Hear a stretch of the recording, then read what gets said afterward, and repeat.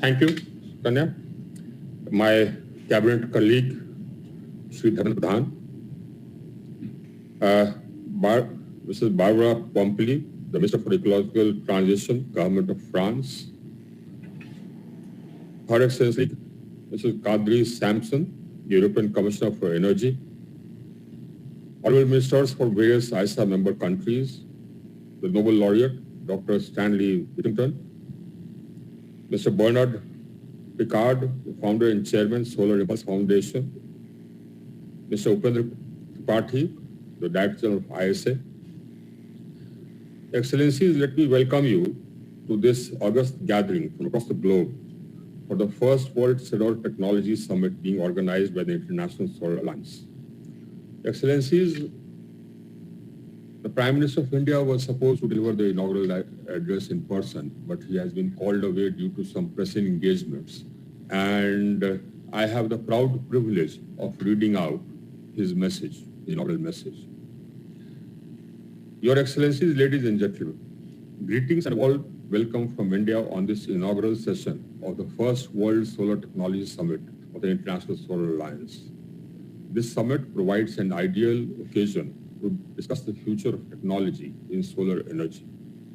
India and France had jointly taken the initiative to establish the International Solar Alliance in 2015. The seeds of the idea, sown 5 years ago, have today blossomed into an intergovernmental alliance with 87 signatory nations and 68 full-fledged members. There are other stakeholders such as development agencies, non-governmental agencies, and businesses.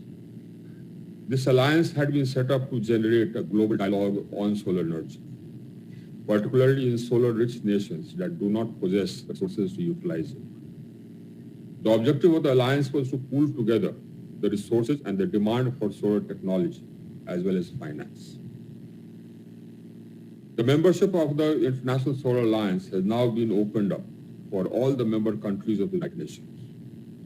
I strongly urge all nations to join this critical initiative to protect our Mother Earth and scale up the utilization of solar energy as a tool against climate change.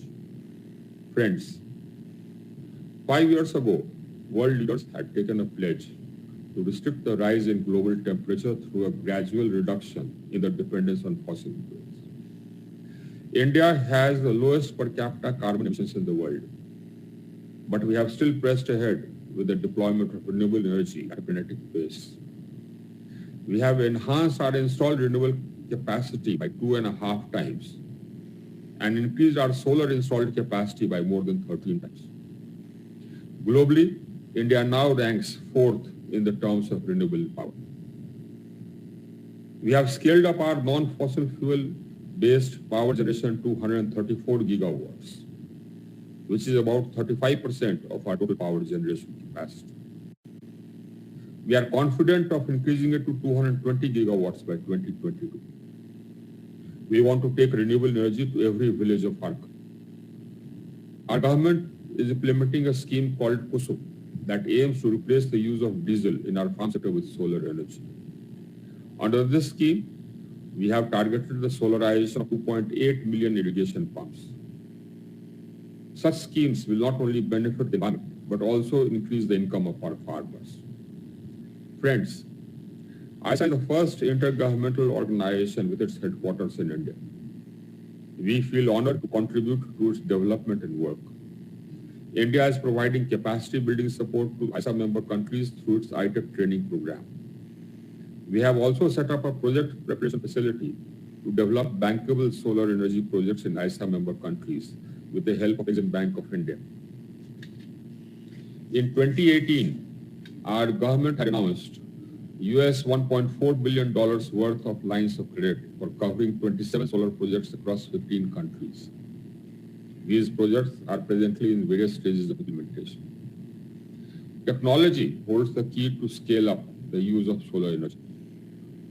Technological advancements have already brought about a significant reduction in the price of solar power. A further reduction in cost will provide a major boost to the use and expansion of renewable energy.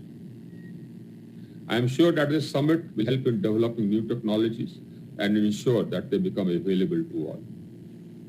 The ISA is a part of One World, One Sun, One Grid project. I firmly believe that this project can bring transformational benefits for the entire humanity. I extend my best wishes for successful deliberations at the inaugural session of the World Cellular Technology Summit. Narendra Modi.